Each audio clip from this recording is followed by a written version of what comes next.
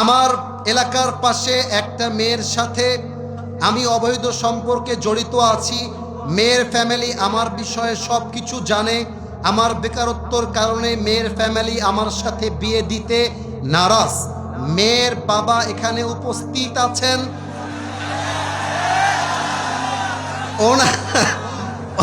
ওনার উদ্দেশ্যে কিছু বলবেন প্লিজ, যাতে আমার বিয়েটা হয়ে যায়।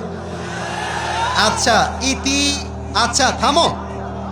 ইতি মোহাম্মদ, না না না, একটু পেছনে যান, ওদেরকে দেখতে দেন, পেছনে যান। আচ্ছা, ইতি মোহাম্মদ রাশেদ সরকার, এলাকার নাম হচ্ছে ভেসি পশ্চিম মাস্টারপাড়া। আচ্ছা, মাস্টারপাড়ায় তার বাসা। সে যেই মেয়েরে ভালোবাসে, হ্যার বাপ নাকি এখানেই বসে আছে। বাবারে বাবা। আচ্ছা, আমি আমার সেই মেয়ের বাবার প্রতি আবদার রাখবো, আপনার মেয়ে যেই ছেলেকে পছন্দ করে, যেই ছেলে আপনার মেয়েকে পছন্দ করে, কাটা হয়ে লাভ নাই, বিয়েটা দিয়ে দেন।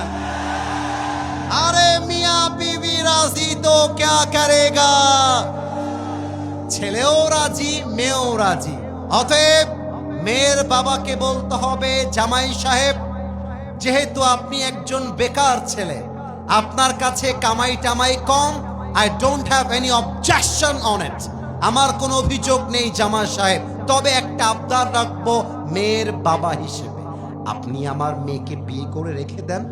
আমার মেয়ে আমার খরচে চলতো, আমার খরচেই চলবে, আমার বাসায় ছিল, আমার বাসাতেই থাকবে, তবে আমার মেয়ে আপনার গার্লফ্রেন্ড হয়ে নয়, আপনার বউ হয়ে থাকবে। আর যতদিন পর্যন্ত আপনি সফল না হচ্ছেন, all the responsibilities on me. I'm her father. I will take the responsibilities of my daughter. আমার মেয়েটা দায়িত্ব আমি সামলাবো। জামাই সাহেব, আপনি যখন চাকরি পেয়ে যাবেন, আপনি যখন ব্যবসায় সফল হয়ে যাবেন, আপনি আমার মেয়েকে রাজকুমারের মতো বিয়ে করে হেলিকপ্টারে বাসায় নিয়ে যাবেন। এটা হবে মেয়ের বাবার কথা। এবার আসেন ছেলের বাবা কি বলবে। ছেলের বাবা বলবে, তুই আমার বেটারে মান সম্মান ডুবায় দিস না রে বাবা। তোর যদি বিয়ে করতে 1 লাখ লাগে, তোর বাপ সে 1 লাখ দিবে। তোর যদি 1.5 লাখ লাগে, তোর বাপ বেঁচে আছে, মরে যায় না। এই কথা বাপ বলে না। বাপ বলে, তুই তোর বউকে খাওয়াবি কি রে? তোর ইনকাম নাই, ফকির নেই, তোরে বিয়ে করতে কে বলেছে? এই কথা বলে যুবকটার মন ভেঙে দেয়।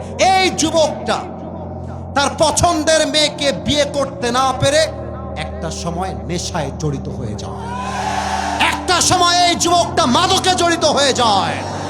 কিন্তু আমার বিশ্বাস, একজন যুবককে যদি রাইট টাইমে বিয়ে দেওয়া হয়, একজন পুরুষ তার বউয়ের চাপে পড়লে অলস যুবকও কিন্তু প্রতিষ্ঠিত হয়ে যায়।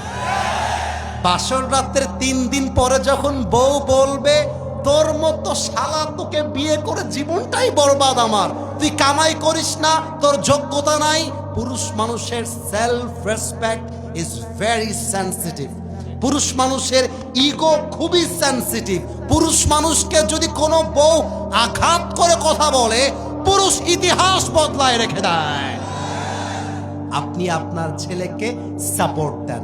যদি খাওয়ার অভাব হয়, বাপকে বলবা, আব্বা খাওয়া নিয়ে টেনশন নাই, আমি তো 1 প্লেট ভাত খাই, আমার অর্ধেক আমার বউ খাবে, অর্ধেক আমি খাবো। দ্যাট ইজ দ্য সলিউশন যুবক ভাইরা।